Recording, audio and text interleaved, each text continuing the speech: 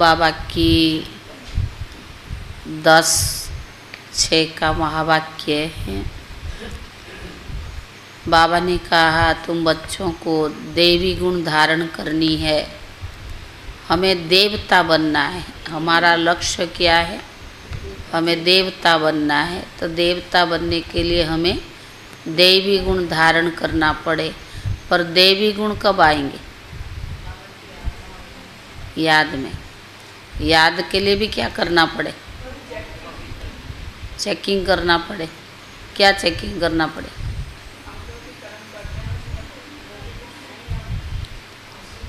दुनिया में भी कोई बच्चा अगर स्कूल में जाता है, पढ़ाई पढ़ता है, और उसको एक लक्ष्य लेकर के चलना पड़ता है।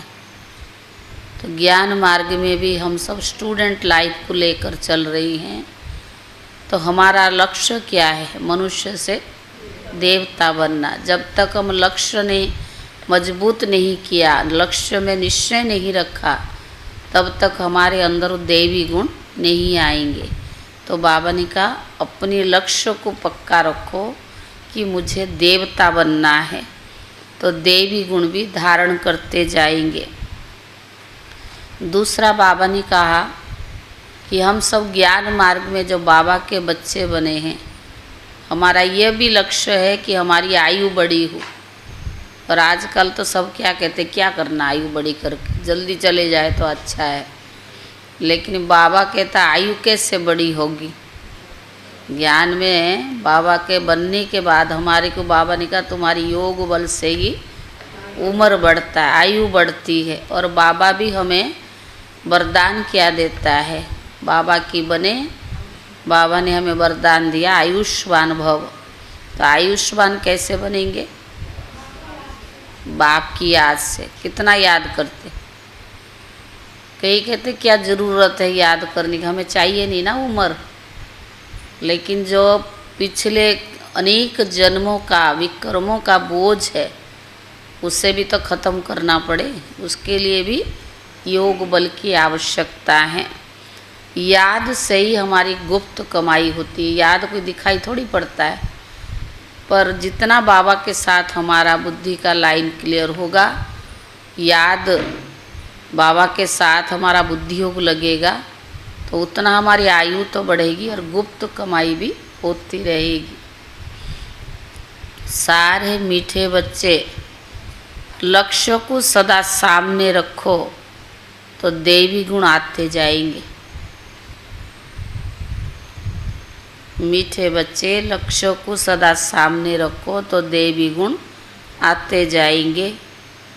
अब अपनी संभाल करनी है। अब अपनी संभाल करनी है।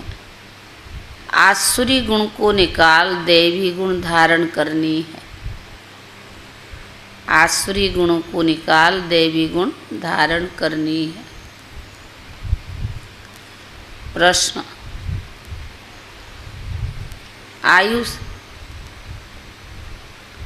आयुष्मान भव का वरदान मिलते हुए भी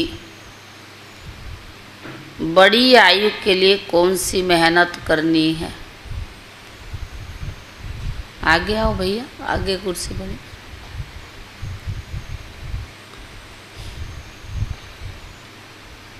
बड़ी आयुष्मान भव का वरदान मिलते हुए भी बड़ी आयु के लिए कौन सी मेहनत करनी है? उत्तर है बड़ी आयु के लिए तमो प्रधान से सतो प्रधान बनने की मेहनत करो। बड़ी आयु के लिए तमो प्रधान से सतो प्रधान बनने की मेहनत करो। जितना बाप को याद करेंगे उतना सतो प्रधान बनेंगे। जितना बाप को याद करेंगे उतना सतो प्रधान बनेंगे। और आयु बड़ी होगी और मृत्यु का डर भी निकल जाएगा।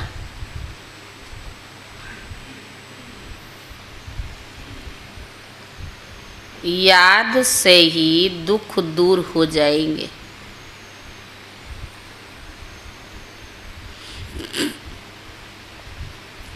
तुम फूल बन जाएंगे।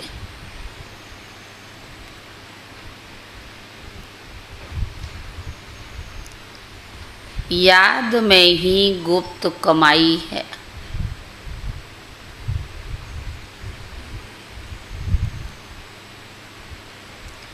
याद से पाप कट जाते हैं।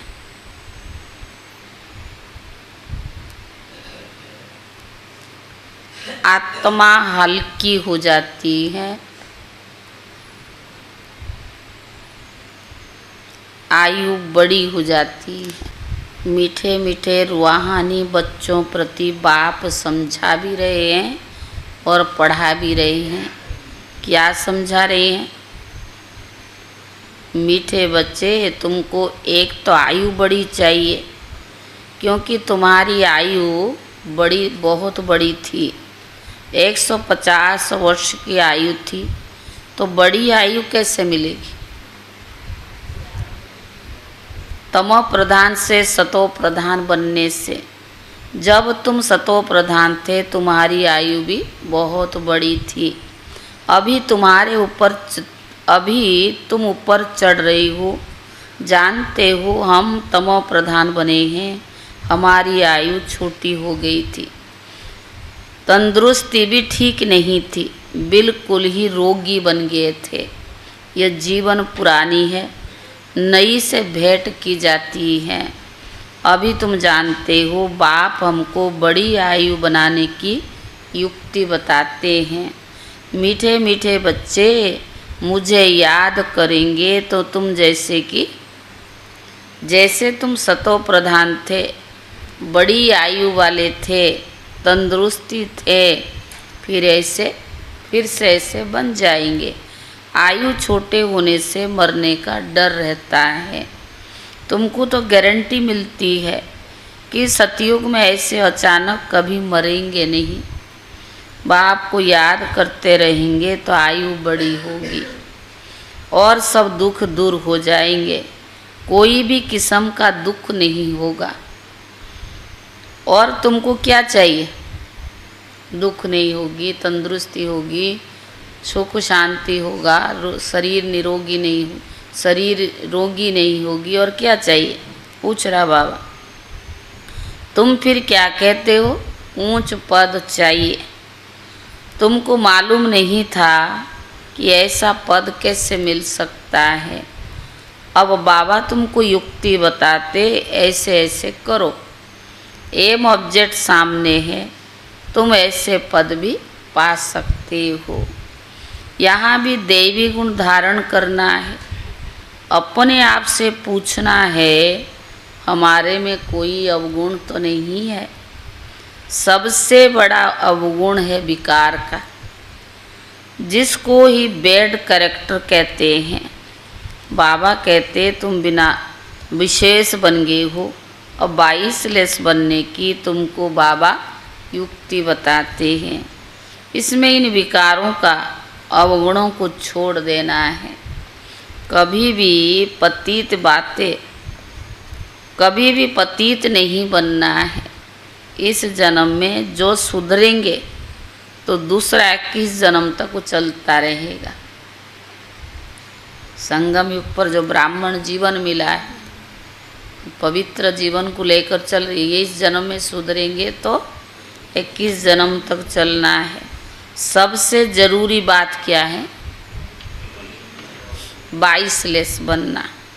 जन्म जन्मांतर का जो बोझ सिर पर चढ़ा हुआ है, वो योग बल से ही उतरेगा। बच्चे जानते हैं, जन्म जन्मांतर हम पतित बने हैं। अभी बाप से हम प्रतिज्ञा करते हैं कि कभी हम पतित नहीं बनेंगे। बाप ने कहा, अगर पतित बने तो? प्रतिज्ञा किया, बाबा से वायदा किया, अगर पतित बने तो ना, और क्या होगा? वो तो होगा ही। तो बाबा ने कहा 100 गुना दंड भी खाना पड़ेगा और पद भी भ्रष्ट हो जाएगा।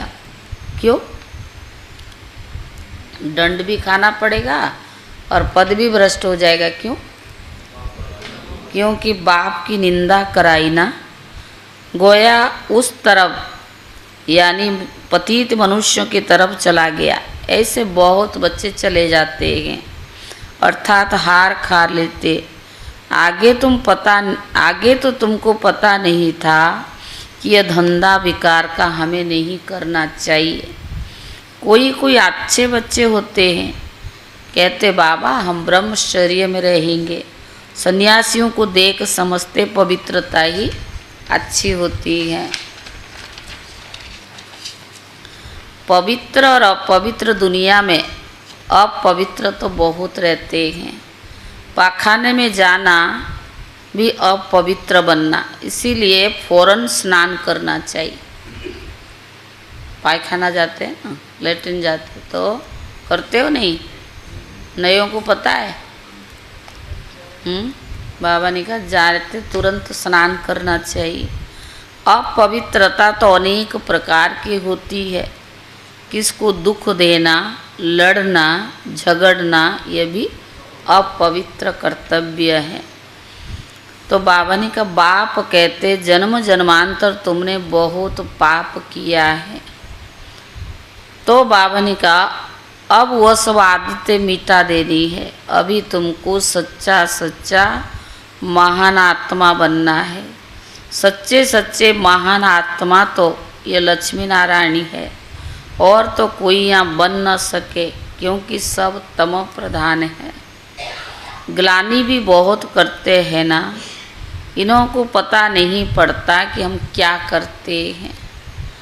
एक होते गुप्त पाप और दूसरे होते हैं प्रत्यक्ष पाप। एक तो गुप्त है कि दूसरों को पता नहीं हम क्या करते, पर एक होता है प्रत्यक्ष पाप।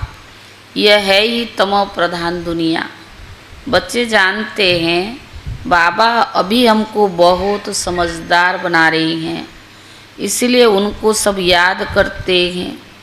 सबसे अच्छी समझ तुमको मिलती है कि हमें पावन बनना है, और फिर देवी गुण भी धारण करना चाहिए। देवताओं के आगे जो तुम महिमा गाते आए हो, ऐसे अभी तुम बच्चों को ही बनना है। बाप समझाते मीठे मीठे बच्चे, तुम कितने मीठे मीठे गुलगुल फूल थे, अब कितने कांटे बन पड़े हो। अब बाप को याद करो तो याद से तुम्हारी आयु बड़ी हो जाएगी, पाप भी भस्म होंगे। फिर से बोझ हल्का, सिर से बोझ हल्का होगा। अपनी संभाल करनी, हमारे में क्या क्या अवगुण है वो निकालनी है। जैसे नारद का मिसाल है, उनको कहा तुम लायक हो, उसने देखा कि बराबर हम लायक नहीं है। बाबा तुमको बहुत ऊंच बनाते हैं। बाप के तुम बच्चे हो ना, जैसे कोई का बाप महाराजा होता तो क्या कहेगा, बाबा हमारा महाराजा है। तो बाबा बहुत सुख देने वाला, जो अच्छे स्वभाव के महाराजा होते हैं उनको, जो अच्छे स्वभाव का महाराज होते हैं, क्या गुण दिखाई देता है? चलाओ दिमाग थोड़ा, खुद भी तो अपने को देखो कि अगर हम अच्छा महाराजा बनेंगे तो सुख मिलेगा। और कौन सा संस्कार नहीं होगा? कौन सा? पढ़ वढ़ के तो नहीं बैठे हो? हाँ, मोबाइल वहीं रहना चाहिए। हाँ दिनेश भाई, अगर अच्छा महाराजा बनेंगे तो सुदेश में क्या बाबा ने कहा, अगर अच्छा महाराजा बनेंगे तो कभी उनको क्रोध नहीं आता है। नहीं तो नाक में गुस्सा तो। अभी तो आस्ते आस्ते सबकी कलाएं उतरती गई है, सभी अवगुण प्रवेश करते गए हैं, कला कमती होती गई है, तमो प्रधान होते गए हैं। तमो प्रधान को भी जैसे अंत आकर हुई है, कितना दुखी हुए पड़े हैं, तुमको कितना सहन करना पड़ता है। अभी अविनाशी सर्जन द्वारा तुम्हारी दवाई हो रही है। तो बाबा ने कहा, बाप कहते ये 5 विकार तो घड़ी घड़ी तुमको सताएंगे, तुम जितना पुरुषार्थ करेंगे बाप को याद करने का, उतना माया तुमको नीचे गिराने की कोशिश करती है। तुम्हारी अवस्था ऐसी मजबूत होनी चाहिए। कैसी? तुम्हारी अवस्था ऐसी मजबूत होनी चाहिए। कैसी? बाबा ने कहा, जो कोई माया का तूफान तुम्हें हिला न सके। रावण कोई और चीज़ नहीं है, बा कोई मनुष्य नहीं है। 5 विकार रूपी रावण को ही कहा जाता है। आसुरी रावण संप्रदाय को तुम पहचानते ही नहीं हो। तो बाबा ने कहा, आखिर में यह कौन, यह बी के क्या समझाते हैं। रियलिटी में कोई जानते नहीं है, यह बी के क्यों कहलाते हैं। ब्रह्मा की संतान किसकी है। अभी तुम बच्चे जानते हो हमको वापस घर लौटना है। ये बाबा बैठ तुम बच्चों को शिक्षा देते हैं। आयुष्मान भव, धनवान भव। तुम्हारी सभी मनोकामनाएं पूरी करने के लिए बाबा वरदान दे देते हैं, परंतु सिर्फ वरदान से कोई काम नहीं होता, पर मेहनत करनी पड़े। वरदान किस लिए मिलता है? दुनिया में तो गुरु आशीर्वाद देते हैं और शिव बाबा हमें वरदान देते हैं। वरदान क्यों देते हैं? वो काम हमारा सहज हो जाता है कि भगवान का प्राप्त किया हुआ वरदान है। इसका मतलब थोड़े कि मेहनत ही ना करनी पड़े। तो बाबा ने कहा, हर एक बात समझने की है। अपने को राज तिलक देने की अधिकारी भी बनाना है। बाप अधिकारी बनाते, तुम बच्चों को शिक्षा देते, बच्चे ऐसे ऐसे करो। पहले नंबर की शिक्षा क्या देते? बाप को याद करो। पहले नंबर की शिक्षा है मामे कम याद करो।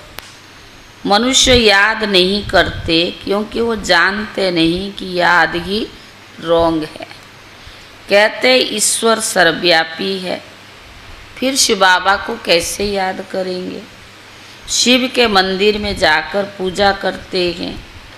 तुम उनको पूछो इनका ऑक्यूपेशन बताओ, तो कहेंगे भगवान तो सर्वव्यापी है, पूजा करते हैं।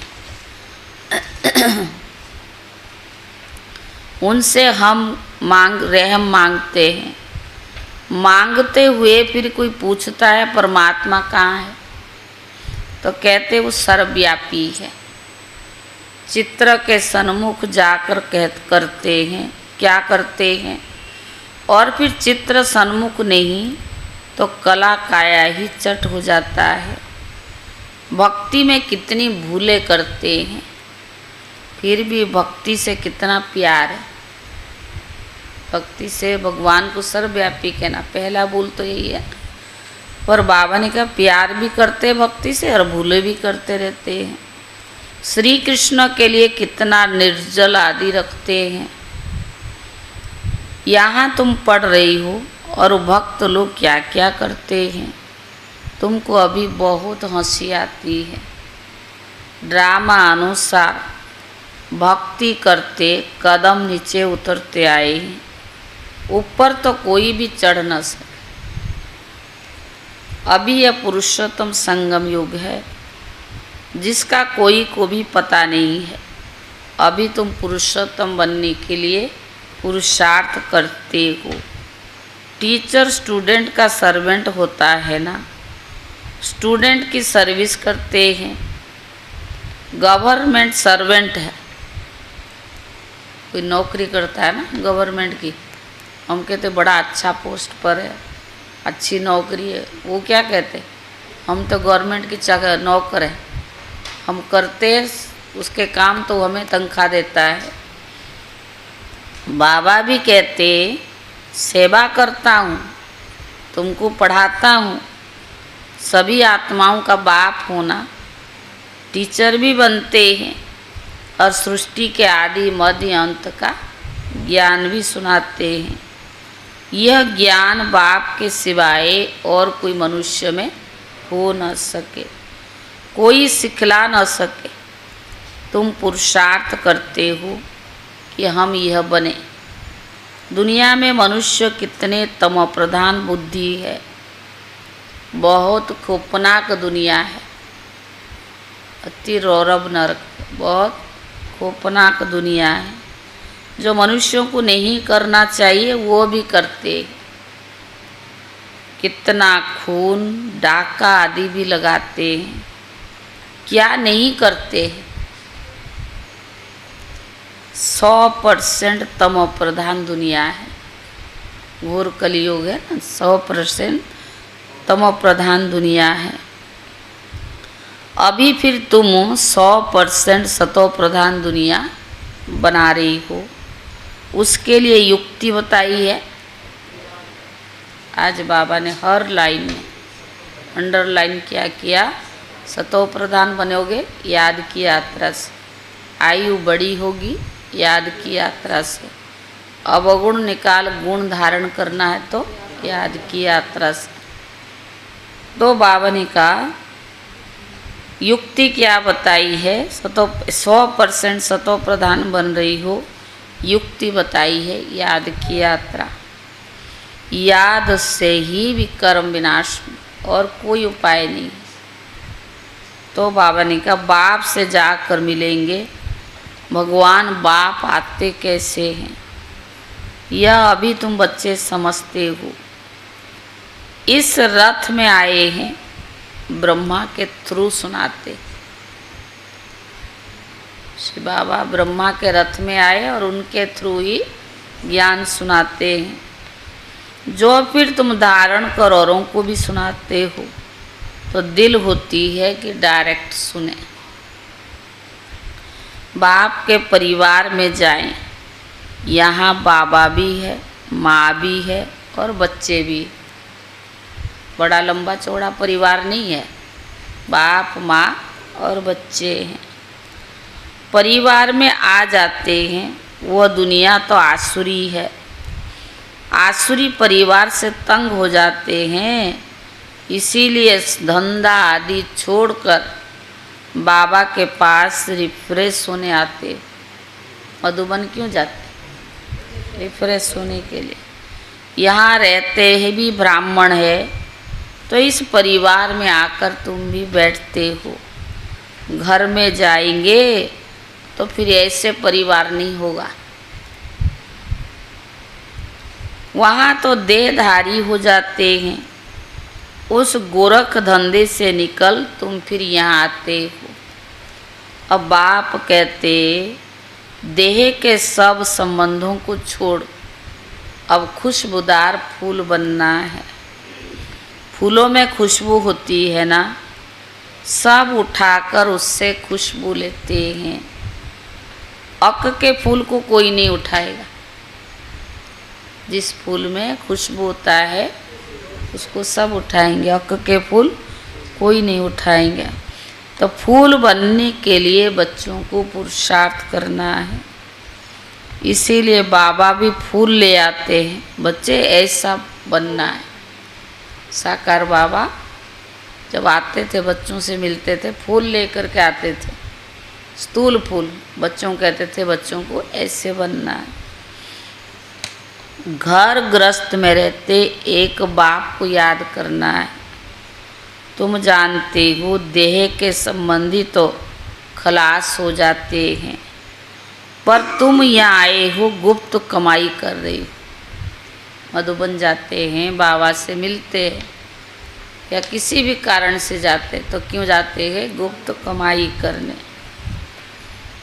तो बाबा ने कहा तुमको शरीर छोड़ना है, कमाई करके और बहुत खुशी से हर्षित होकर शरीर छोड़ना है। घूमने फिरते भी बाप की याद में रहो, तुमको कभी भी थकावट नहीं होगी। बाप की याद में अशरीर हो, कितना भी चक्कर लगाओ, भले यहाँ से नीचे आबूरुड तक चले जाओ तो भी थकावट नहीं होगी। पाप भी कट जाएंगे और तुम हल्के भी बन जाएंगे। तुम बच्चों को कितना फायदा होता है, याद की यात्रा से पाप भी कट जाएगा, हल्के भी बन जाओगे, हाँ, थकावट भी नहीं होगी, कोई दुख भी नहीं आएगा, बीमारी भी नहीं होगी। तो बाबा ने कहा कितना फायदा होता है। और कोई इन बातों को जान न सके। सारी दुनिया के मनुष्य पुकारते हैं कि पतित पावन आकर पावन बनाओ, फिर उनको महात्मा कैसे कहेंगे? पतित को फिर माथा थोड़ी टेका जाता है, माथा पावन के आगे झुकाया जाता है। कन्या का मिसाल, जब वो भिखारी बनती तो सबके आगे सिर झुकाती है और फिर पुकारती है कि पतित पावन आओ। अरे पतित बनी क्यों जो पुकारना पड़े? बाबा ने कहा पतित बनी क्यों जो पुकारना पड़े? सबके शरीर तो विकार से पैदाइश है ना, क्योंकि ये रावण राज्य है। अभी तुम रावण से निकल आए हो, इसको कहा जाता है कौन सा योग? पुरुषोत्तम संगम योग। तो बाबा ने कहा अभी तुम पुरुषार्थ कर रही हो स्वराज्य में जाने के लिए। सतयुग है राम राज्य, सिर्फ त्रेता में राम राज्य कहें तो फिर सूर्यवंशी लक्ष्मी नारायण का राज्य कहाँ गया? त्रेता में राम सीता का है, उसको कहते हैं राम राज्य। फिर लक्ष्मी नारायण का राज्य सूर्यवंशी कहाँ गया? यह तो सब ज्ञान भी अभी तुम बच्चों को मिल रहा है, पहले ज्ञान थोड़ी था। ज्ञान तो बाबा अभी दे रहा है। नए नए भी आते हैं जिनको तुम ज्ञान देते हो, लायक बनाते हो। कोई का संग ऐसा मिलता है, फिर नए नए आते, ज्ञान सुनते, अच्छा लगता है। परिवार में आते बाबा के घर में, फिर दूसरों के साथ मिलते तो बाबा ने कहा जिनको तुम ज्ञान देते हो, लायक बनाते हो, कोई का संग ऐसा मिलता है फिर लायक से न लायक भी बन पड़ते हैं। बाबा तो पावन बनाते हैं, अब कभी भी पतित नहीं बनना है।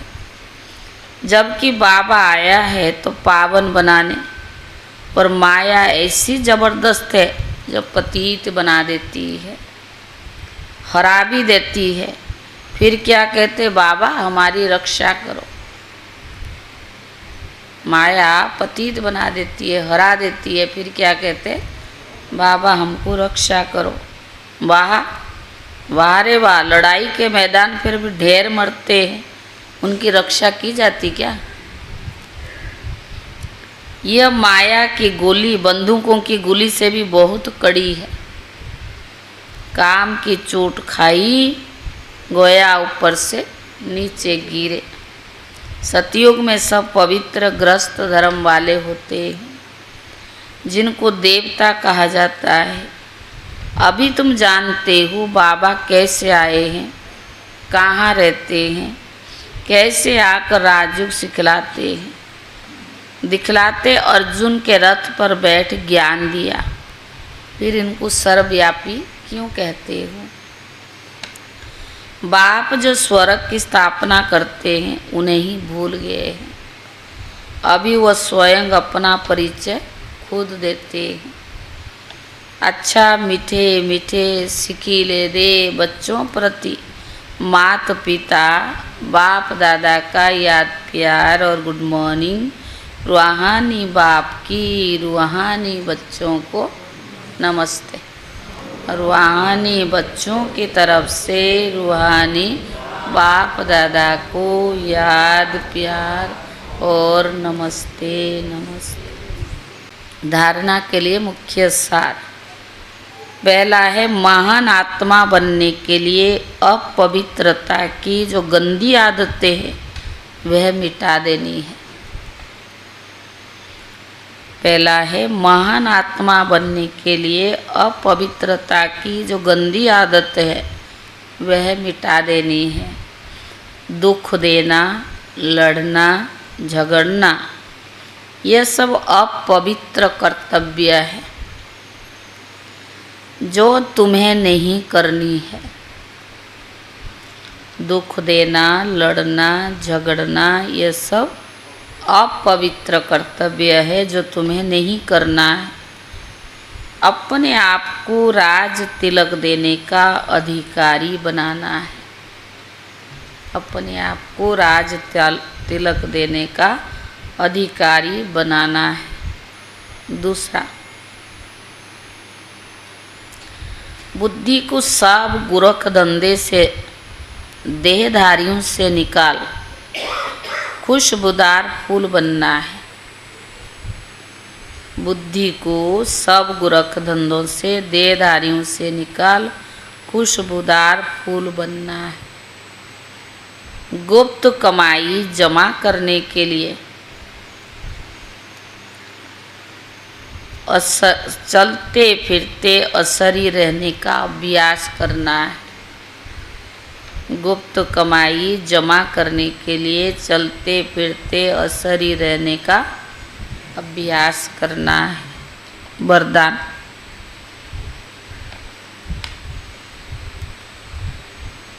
अपने शुभ चिंतन की शक्ति से आत्माओं को चिंता मुक्त बनाने वाली शुभ चिंतक मणि भव।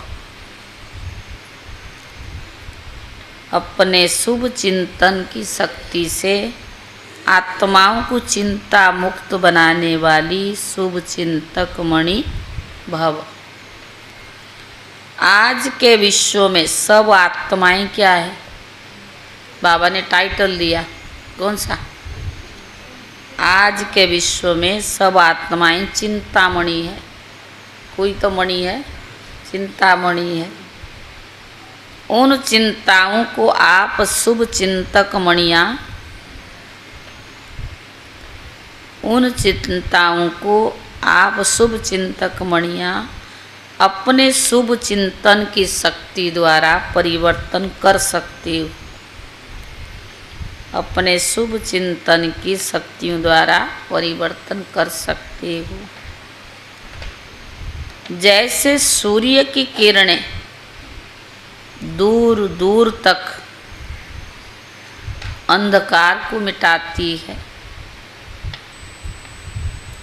जैसे सूर्य की किरणें दूर दूर तक अंधकार को मिटाती है, ऐसे आप शुभ चिंतक मणियों की शुभ संकल्प रूपी चमक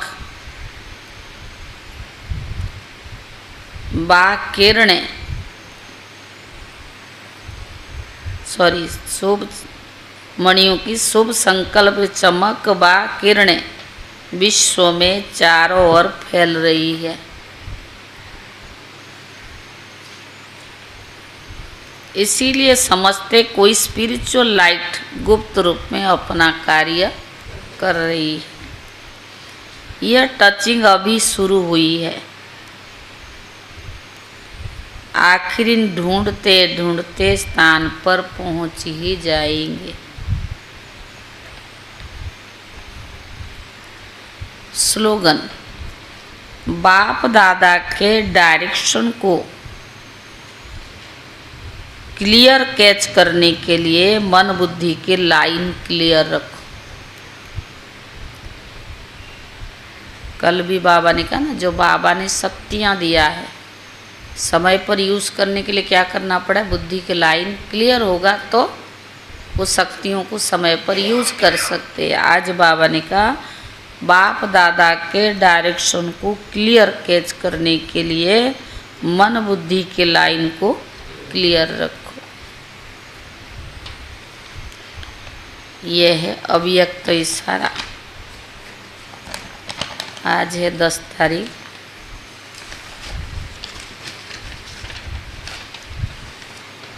कल 9 तारीख का था। आप सबको बाप द्वारा शुद्ध प्रवृत्ति मिली हुई है। वृत्ति की प्रवृत्ति, शुद्ध संकल्प करना वाणी की प्रवृत्ति है। जो बाप द्वारा सुना वो सुनाना कर्म की प्रवृत्ति है। कर्म योगी बन हर कर्म करना, कमल समान न्यारा और प्यारा बनकर रहना। हर कर्म द्वारा बाप के श्रेष्ठ कर्मों को प्रत्यक्ष करना। हर कर्म चरित्र रूप से करना, चतुराई से नहीं लेकिन चरित्र के रूप से। वही दिव्य चरित्र को तब कहेंगे कर्मयोगी। आज 10 तारीख है। योग माना ही, आज की मुरली भी तो याद है ना, योग माना ही याद का अटेंशन। जैसे कर्म नहीं छोड़ सकते वैसे याद भी ना छूटे, इसको कहा जाता है कर्मयोगी। कर्मयोगी अर्थात हर कर्म द्वारा बाप से स्नेह और संबंध का हर आत्माओं को साक्षात्कार हो। जैसे हद की आत्माओं से स्नेह रखने वाली आत्मा के चेहरे और चलन से दिखाई देता है कि यह कोई के स्नेह में लवलीन है, ऐसे हर कर्म बाप के साथ स्नेही आत्मा का अनुभव कराए तब कहेंगे कर्मयोगी। ओम शांति।